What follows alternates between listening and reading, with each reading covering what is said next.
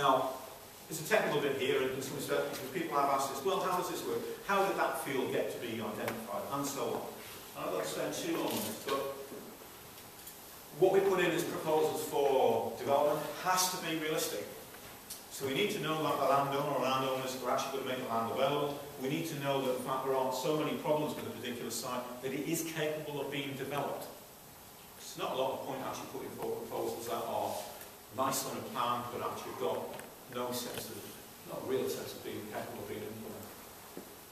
Now we have to assess all of that, look at a whole range of things that might rule a site in, might rule a site out, and then actually take a judgment. And we've been through this before. A couple of years ago we did another preferred option stage, and lots of people in lots of parts of the district really didn't like it. Had a change of government, and that allowed us to kind of take a step back and kind of review things. But we need to do that. And I know that developers are cast often as the kind of the evil guys, the guy-esses, because it isn't just a kind of a male term. That developers are the ones who, well, they'll just come in, make their money and run away. Well, the reality is we live in a market-based system.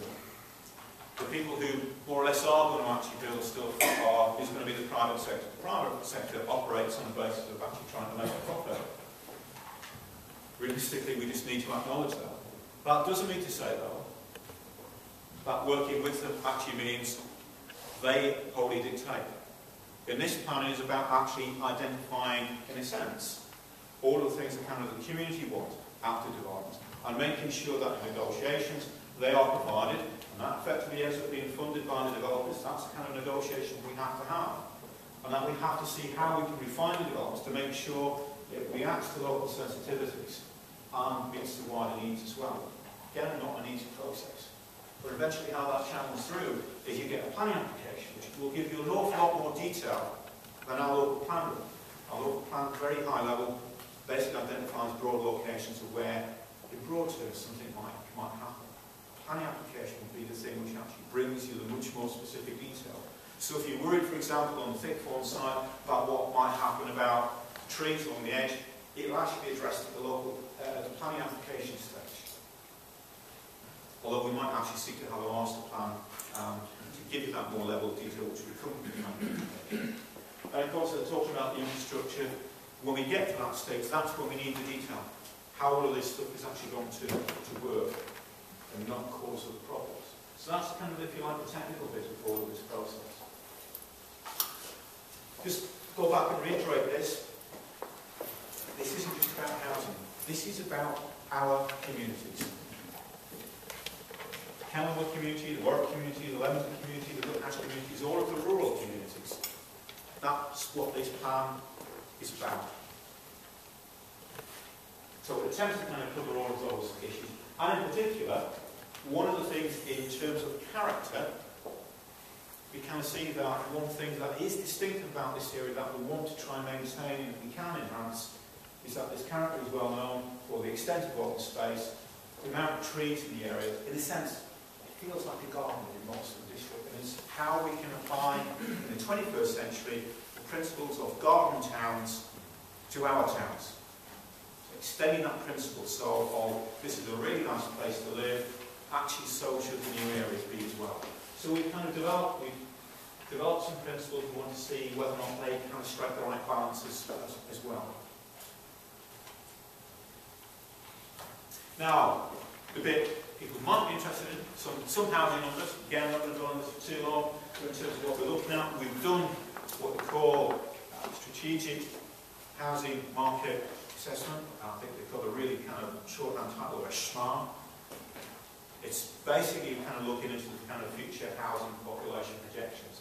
And what we kind of take in view, balancing against other issues, is that we're aiming on newly allocated sites roughly for a provision of about 550 or 555 new homes a year.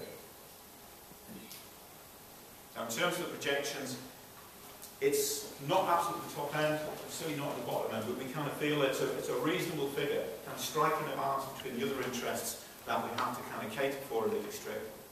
But importantly, because there will be an inquiry on the local plan at some stage in the future, a kind of level of growth that we feel is defendable against others who simply believe in more and more numbers at the expense of any other interest. And we're not in that territory, ladies and gentlemen. So 555. Plus, as I say, we get some windfalls. Windfalls is literally, you think about an apple from a tree, a site which may come forward, we haven't planned for, but actually it's okay to develop. So we'll have an allowance for some of those, because life is like that. Things do come along. Now, here's the distribution of the sites. There are some within the existing urban areas. We don't have too much brownfield land. It tends to be largely a prosperous area. So although there are some sites in the district which are brownfield land, we can bring them forward to account for those. What we have done is to identify a number of largish sites. There's clearly the Thickthorn site in Kenilworth. There's the area north of Leamington, two areas north of Leamington. There's an area of land off Europa Way between Warwick and Leamington, and then south of Gallows Hill in Warwick, and some land south of Camping School in Sydenham. The bigger areas, and a couple of other kind of smaller sites as well. So there's a distribution across the towns in the district, and there's also identified some of the villages for a limited amount of development. You can call them category 1 and category 2. If you look at the plan, basically the diamond and the circles. But we haven't identified specific locations. That's where we'd expect to work with local communities to identify sites to be brought forward to fulfill those needs. And there you go. You can see the circles and the diamonds there, and you can see the brown shapes, broadly speaking, where the development is actually focused. And sorry, could you just go back to that one again?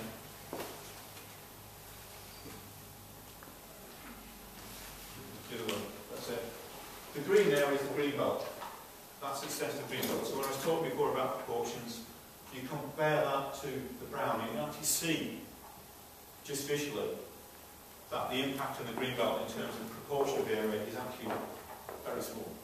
You might be concerned about particular sites, but in overall terms, the green belt, in terms of its function, will remain intact. That's a more specific. You can see there the bigger sites.